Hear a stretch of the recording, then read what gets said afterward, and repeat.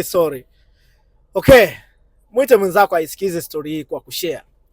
Bana, kuna kijana mmoja alikuwa anahitaji kufanikiwa. Na alikuwa yuko tayari, yuko willing kulipa gharama ya aina yoyote ili afanikiwe. Na akamtafuta mtu ambaye amefanikiwa kwenye mji aliokuwa anaishi, akapatika kukutana naye.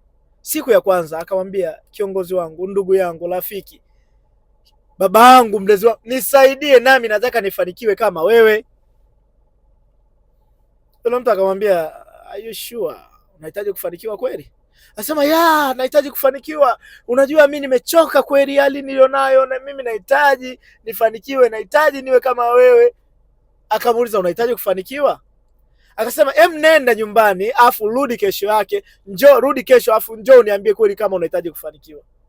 Kijana akaenda, akarudi kesho yake asubuhi na mapema. Kafika, nahitaji kufanikiwa kweli, nimerudi, nahitaji kufanikiwa. Akasema, aha, kama ni kweli unahitaji kufanikiwa, kesho tukutane ufukweni mwa bahari au ufukwe wa ziwa au ufukwe wa mto, wherever, sawa? Imradi tu ni sehemu yenye kina cha maji. Ila wahi mapema saa 10 kamili alfajiri huo umefika. Kijana kwa kuwa alikuwa anataka kufanikiwa, anahisi mafanikio ni siri, aliamka asubuhi na mapema, saa alfajiri, mapema, damu imechemka, anahitaji mafanikio. Akamfuata yule baba, akamwambia, ndo nimefika. Akamkuta yule baba tayari ashafika. Akamwambia, sawa, unahitaji mafanikio, haya tuingie kwenye maji. Kwenye maji tena? Akasema, unahitaji mafanikio au uhitaji? Akasema, nahitaji, I'm serious. Akasema, tuingie kwenye maji.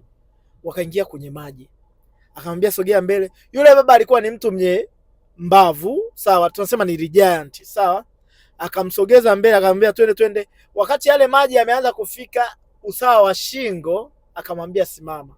Akaenda nyuma yake, akamshika kwa nguvu shingo lake, akamgandamiza kwenye maji.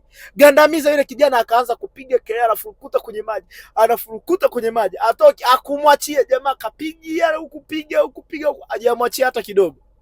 Baada ya muda akamwachia. Baada ya kumwachia, yule kijana alitoka kwenye maji.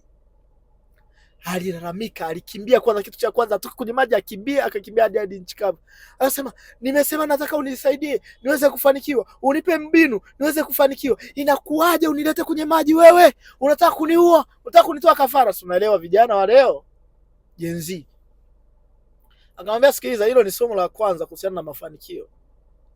Hivi ulivyokuwa kwenye maji, ni kitu gani ulikuwa unakitamani? Ulivyokuwa kwenye maji, ni kitu gani ulikuwa unakitaka? Ni kitu gani ulikuwa unakiwaza? Kijana akamwambia, nilichokuwa nakiwaza kwenye maji ni kwamba hivi, nitoke nipate pumzi, niweze kupumua vizuri. Ndicho nilichokuwa nakiwaza, na ndicho nilikuwa nakiomba, na ndicho nilikuwa namuomba Mungu.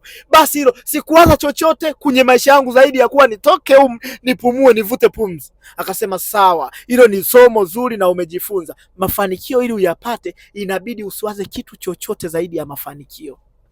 Yani mafanikio iwe ndo pumzi yako. Ukilala unavuta pumzi ya mafanikio, ukiamka unavuta pumzi ya mafanikio, ukikesha, yani muda wote unawaza ni jinsi gani ya kufanikiwa. Basi kufikia hivyo utakuwa umefanikiwa. Natumai umejifunza kitu. Usiache kufollow, kulike na kushare ili watu wengi wapate elimu hizi.